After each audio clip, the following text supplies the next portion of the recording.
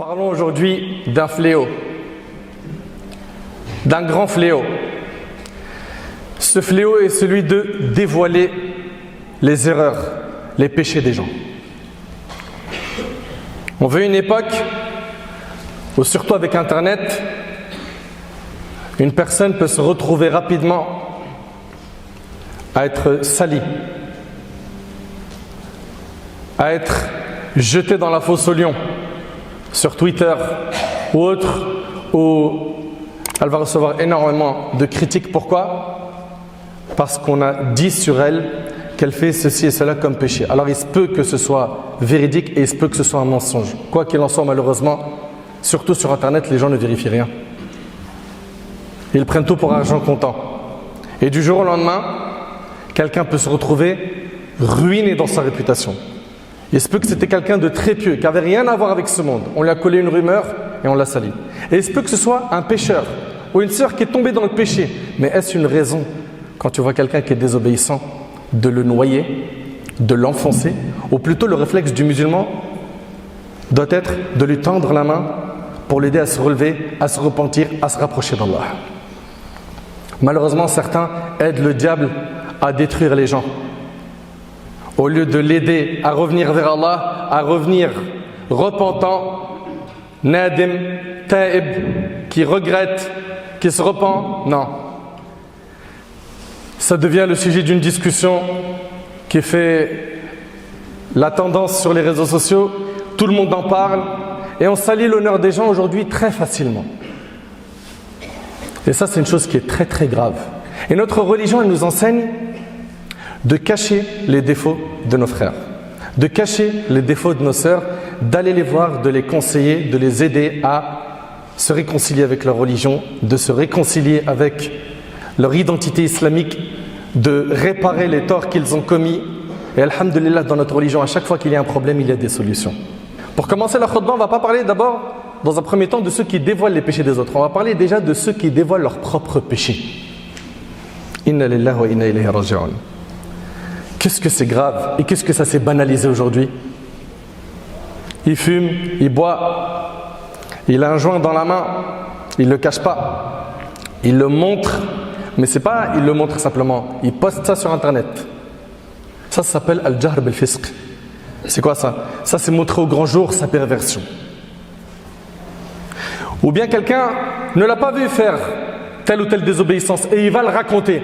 J'étais à l'hôtel, j'ai commis ça avec une femme. Donc ce sont des gens qui vont dévoiler eux-mêmes leurs propres péchés.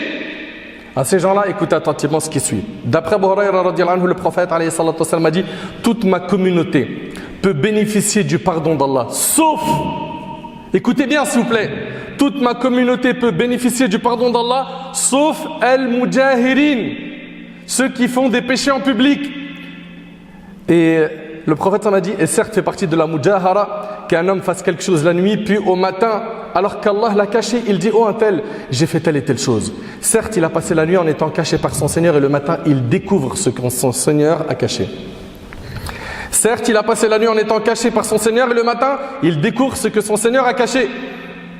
Et c'est rapporté par Bukhari Muslim. Toute ma communauté peut bénéficier du pardon d'Allah, sauf al-mujahirin. Al-mujahara désigne le fait de faire des péchés en public ou d'en informer les gens des péchés que l'on a fait lorsqu'on était seul. Le prophète il dit: toute ma communauté peut bénéficier du pardon d'Allah, sauf cela. Toi, tu veux pas le pardon d'Allah? Tout ça pourquoi? T'as acheté une réputation? Qu'on dise de toi que ce qu'on entend aujourd'hui, il gère, bonhomme dans le haram. Où s'écrit dans le livre d'Allah, dans la sunna du prophète alayhi salatu wassalam, qu'être un bonhomme c'est désobéir à Allah? Où tu as juste pris des codes dictés malheureusement par des gens égarés et tu en as fait des principes de vie malheureusement. Qu'Allah subhanahu wa ta'ala améliore la situation de nos frères et de nos sœurs. Ahibati fillah, après avoir parlé de ceux qui divulguent leurs péchés au grand jour, parlons maintenant de ceux dont leur passe-temps c'est de chercher les erreurs des autres.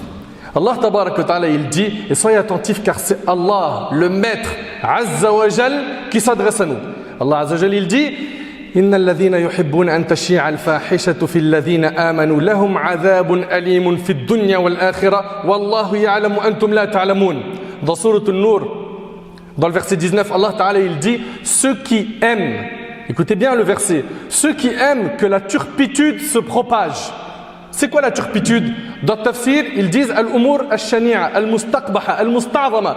C'est les choses graves. Actes de fornication, etc., etc. Ces choses qui sont graves. Ceux qui aiment que la turpitude se propage parmi les croyants auront un châtiment douloureux ici-bas comme dans l'au-delà. Allah sait et vous ne savez pas. Subhanallah, dans le tafsir, Cheikh Saadi, rahimahullah, il dit ça c'est le châtiment dédié à celui qui aime que la turpitude se propage. Mais qu'en est-il de celui qui propage lui-même la turpitude? Juste celui qui aime, il est content, j'ai un scoop, je vais faire la une, je vais buzzer à n'importe quel prix en écrasant les principes du dîn. Mais t'es bien musulman, non? C'est quoi pour toi l'islam? Jeûner le ramadan? C'est quoi de temps en temps aller faire une umrah et te prendre en story du matin au soir là-bas? C'est quoi le dîn pour vous? C'est quoi l'islam? Ces gens-là n'ont pas honte d'Allah. Et je les invite à se repentir rapidement. Alhamdulillah, la porte du repentir, elle est encore ouverte. Ces gens-là qui aiment, on parle bien de quelqu'un qui aime, on ne parle pas de quelqu'un qui involontairement, en faisant quelque chose de maladroit, il a sali l'honneur de quelqu'un. Lui aussi doit réparer ce qu'il a fait. D'accord? On parle de celui qui volontairement, de son cœur, aime le mal. Qu'Allah subhanahu wa ta'ala améliore notre situation. Mes chers frères et sœurs, Allah tabarak wa ta'ala nous dit لَقَدْ كَانَ لَكُمْ فِي رَسُولِ اللَّهِ أُسْوَةٌ حَسَنَةٌ. En effet, vous avez dans le messager d'Allah un excellent modèle à suivre. Et Allah tabarak wa ta'ala nous dit au sujet du prophète alayhi salatu wassalam لَقَدْ جَاءَكُمْ رَسُولٌ مِّنْ أَنفُسِكُمْ عَزِيزٌ عَلَيْهِ مَا عَنِتُّمْ حَرِيصٌ عَلَيْكُمْ بِالْمُؤْمِنِينَ رَءُوفٌ رَحِيمٌ. Certes, un messager pris parmi vous est venu à vous, auquel pèsent lourd les difficultés que vous subissez, qui est plein de sollicitude pour vous, qui est compatissant et miséricordieux envers les croyants. Mes chers frères et sœurs, le prophète alayhi salatu wassalam a été de bons conseils pour sa communauté. C'est le meilleur exemple. Il a été bon envers la Ummah. Il nous a voulu du bien. Il nous a recommandé le bien. Et ici, regardez. Selon Abu Hurayra radiyallahu anhu, le prophète a dit « Il n'est personne qui couvre les défauts de son prochain dans ce bas monde, dont Allah ne lui couvre les siens le jour de la résurrection. » Tu couvres les défauts de ton frère ou de ta sœur sur terre, Allah il couvrira les tiens le jour du jugement. Et wallahi al-azim, on a tous besoin qu'Allah nous couvre nos péchés le jour du jugement. Tous, sans exception. Qui parmi vous aimerait être dévoilé le jour du jugement? Qui aimerait qu'aux yeux de l'humanité entière, tu sois dévoilé? Qu'on voit ta vraie image, ce que tu cachais comme péché en secret, ce que tu faisais de haram. Qui? Si tu veux cette récompense, celle de voir tes défauts cachés, commence par cacher les défauts des gens. Et selon Abu Hurayra radiyallahu anhu, le prophète a dit celui qui couvre un musulman, Allah le couvre dans ce monde et dans l'autre. Rapporté par Muslim. Dans le premier hadith, il est couvert que le jour du jugement. Et dans le deuxième, on voit que même sur terre, Allah il te couvre. Et comprenez, ahibati fillah, que celui qui s'amuse ou celle qui s'amuse à rechercher les erreurs, les défauts des gens pour les montrer sur le net, pour les diffuser autour de lui, pour salir quelqu'un de la famille, pour déchirer son honneur, tôt ou tard, ça lui tombera dessus. Est-ce que ce sont mes paroles? Sois attentif. Selon Abu Barz al-Aslami, le prophète a dit « Ô vous qui avez cru avec vos langues, alors que la foi n'a pas encore pénétré votre cœur, ne médisez pas des musulmans et ne cherchez pas les défauts de vos frères. » Qui dit ça? Ça, c'est les enseignements de notre religion. Et ne cherchez pas les défauts de vos frères, car quiconque cherche les défauts de son frère en islam, Allah cherchera les siens. Vous savez, ça veut dire quoi ça? Ça veut dire qu'Allah, il va le dévoiler.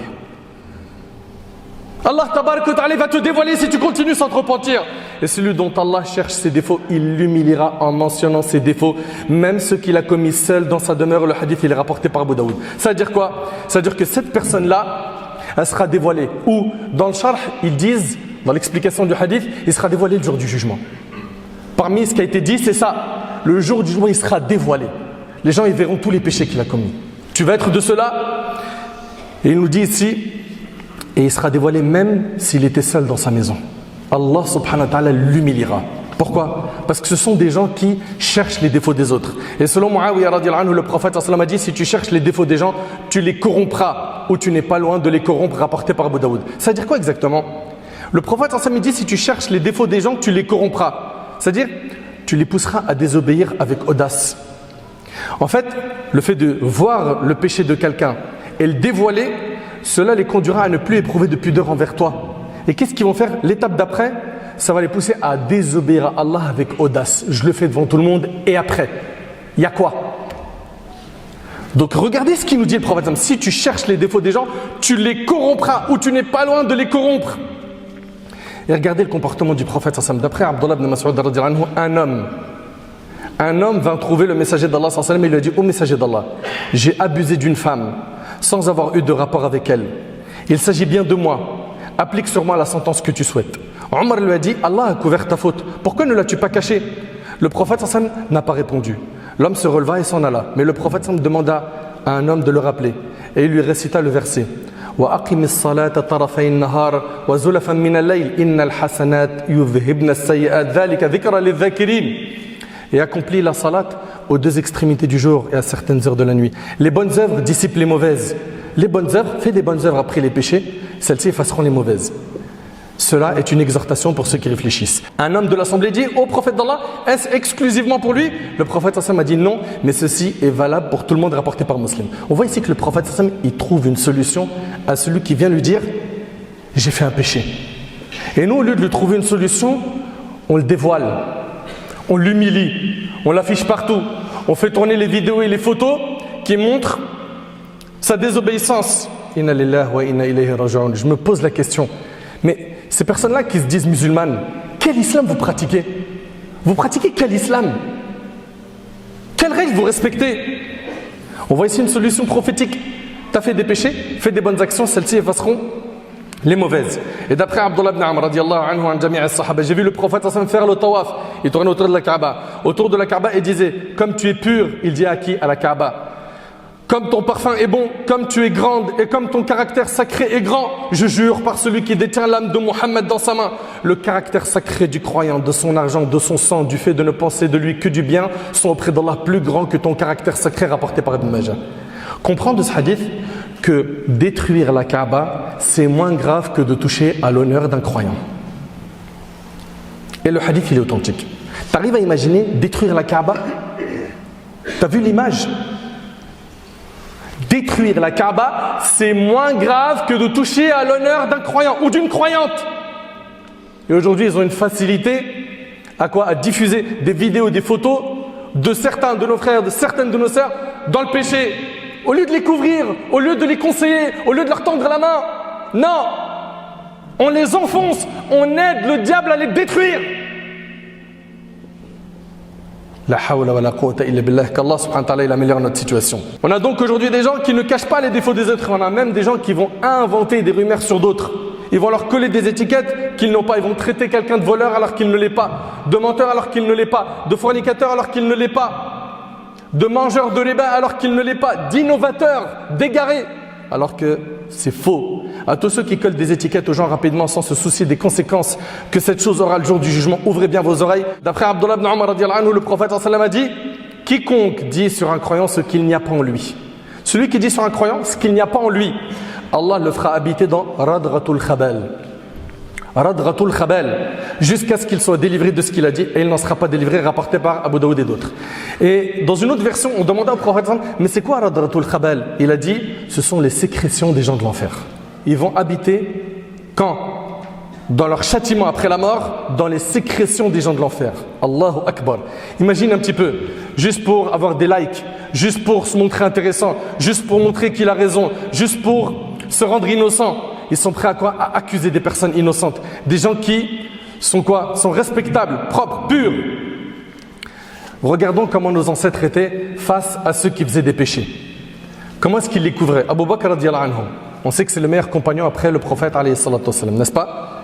Abu Bakr radiyallahu anhu, c'est le meilleur compagnon parmi les sahaba, parmi les compagnons. Il dit: si je ne trouvais que mon vêtement pour couvrir le voleur, le fornicateur et le buveur de vin, je lui aurais donné.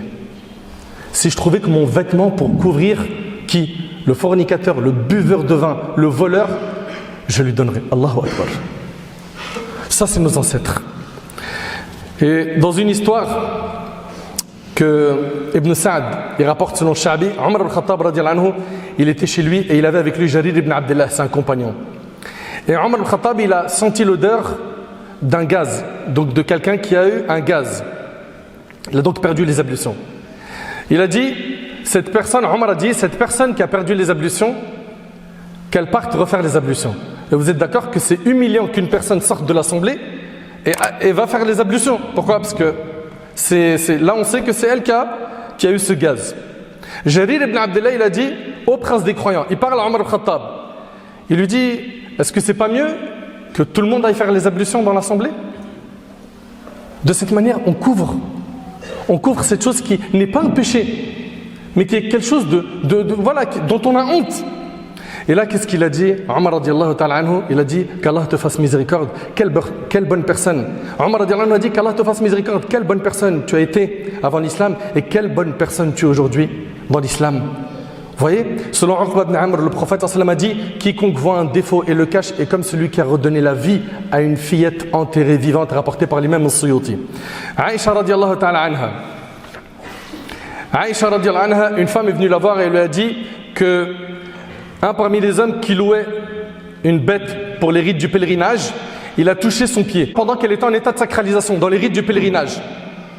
Et là, qu'est-ce qu'elle lui a dit? Aïcha radiallahu anha lui a dit cache-le, couvre cette erreur, couvre, ne dévoile pas cela. Et elle a détourné son visage d'elle en faisant un geste de la main également et elle a dit ô femmes des croyants, si une parmi vous commet un péché, qu'elle n'en informe personne et qu'elle demande pardon à Allah, qu'elle se repente à Allah, car, écoutez bien, car les serviteurs, les gens, les humains, humilient et ne changent rien, ils ne changent pas les gens. Alors qu'Allah change les gens et il n'humilie pas.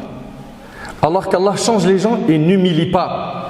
Mes chers frères, mes chères sœurs, voilà comment on doit se comporter avec un désobéissant. On le couvre, d'accord? Mais attention, ici il y a deux types de désobéissants. Il y a celui qui va désobéir en secret. Lui, tu dois le couvrir.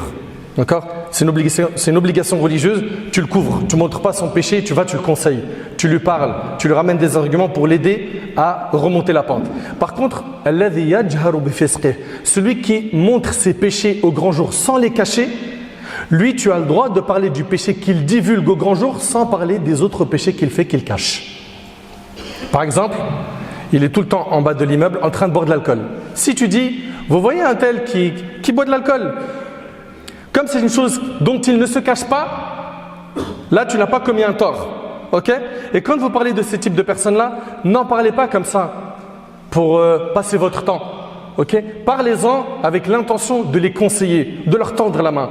Nous, on a une facilité à, subhanallah, anéantir quelqu'un, lui détruire sa réputation, mais quelle difficulté on a à tendre la main à quelqu'un qui désobéit.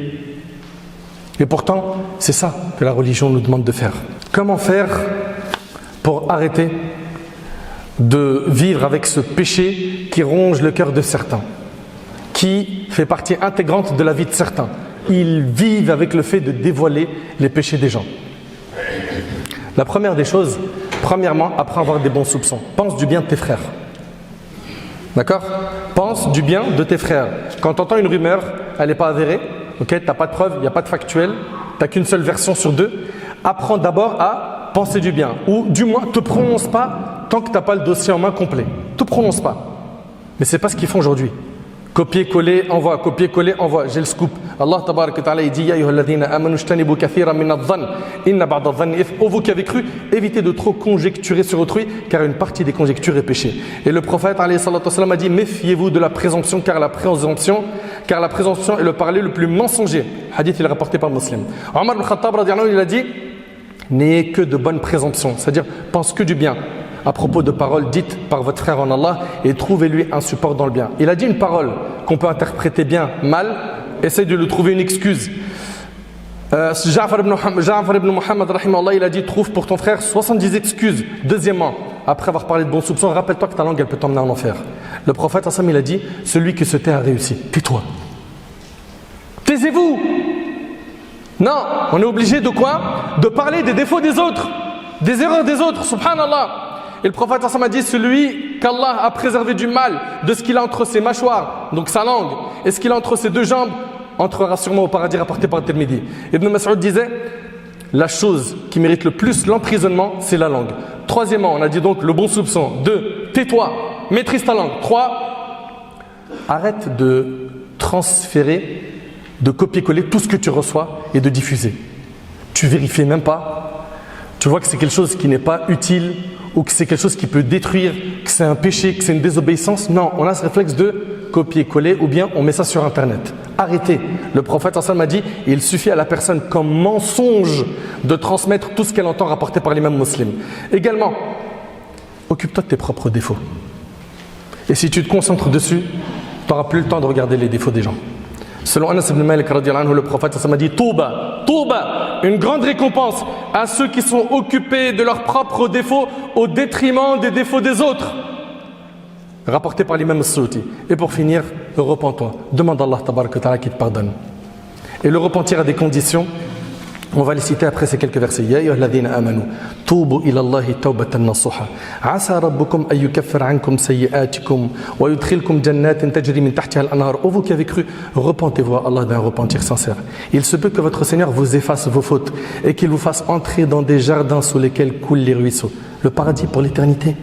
Allah Ta'ala il dit Huwa alladhi yaqbalu at-tawbata 'an 'ibadihi wa ya'fu 'an as-sayyi'at wa ya'lamu ma taf'alun. C'est lui qui agrée de ses serviteurs le repentir, pardonne les méfaits et c'est ce que vous faites. Allah Ta'ala il dit Faman taba min ba'di dhulmihi wa aslaha fa inna Allaha yatubu 'alayhi inna Allaha ghafurur rahim. Mais quiconque se repent après son tort et se réforme, Allah accepte son repentir car Allah est certes pardonneur et miséricordieux. Pour te repentir, il faut que tu regrettes sincèrement de ton cœur le péché que tu as commis. 2, tu t'en détaches dans l'immédiat. C'est-à-dire quoi? Je ne le fais plus. 3, tu es déterminé à ne plus le refaire. 4, s'il s'agit de l'honneur de quelqu'un que tu as sali, là où tu as parlé de lui en mal, tu vas parler de lui en bien. Et tu vas demander pardon à Allah. Et tu lui demandes des excuses également. Pourquoi? Parce que tu as ruiné sa réputation ou que tu as sali sa réputation. Ça, c'est notre devoir religieux. Par contre, s'il n'est pas au courant que tu as parlé de lui ailleurs que dans une petite assemblée, et bien juste dans cette petite assemblée, tu devras faire quoi? Le même travail, dire du bien de lui dans l'endroit où tu as dit du mal de lui. Ok? Parmi les signes qui prouvent qu'Allah a accepté de te repentir, c'est qu'après le repentir, tu fais des bonnes actions. Deuxièmement, que tu as toujours peur et tu es dans la crainte de retomber dans le péché et de désobéir à Allah et de t'attirer sa colère. Et donc tu es toujours quoi? Très vigilant. Également, tu es parmi ceux qui regrettent à chaque fois qu'ils pensent à ces péchés, au péché, sans bien évidemment que ce regret te pourrisse ta vie et t'empêche de te projeter et d'avancer et quoi? Et de tout simplement mener une vie pieuse et vertueuse. Alhamdulillah, la porte du repentir, elle est toujours ouverte. Nous sommes toujours en vie. Allah subhanahu wa ta'ala connaît nos manquements et nos péchés. Qu'on se rapproche de lui, qu'on lui demande de l'aide. Parce que sans lui, on ne peut pas faire grand-chose. Et vous savez, il y a beaucoup de gens, quand ils sont dans des épreuves, ils vont voir tous les humains pour aller chercher du soutien, pour aller chercher une parole qui les apaise, pour trouver une solution à leur épreuve. Alors que 2 rak'at, 2 unités de prière, une invocation sincère, en te dirigeant vers le Seigneur des mondes, peut tout régler. J'implore Allah tabaraka wa ta'ala de nous élever spirituellement. J'implore Allah tabaraka wa ta'ala d'améliorer notre situation. J'implore Allah azza wa jal de nous pardonner nos manquements, nos péchés. J'implore Allah tabaraka wa ta'ala de guider, de pardonner tous ceux et celles qui sont tombés dans le fléau que l'on a évoqué aujourd'hui. J'implore Allah subhanahu wa ta'ala de nous accorder une bonne compréhension de la religion.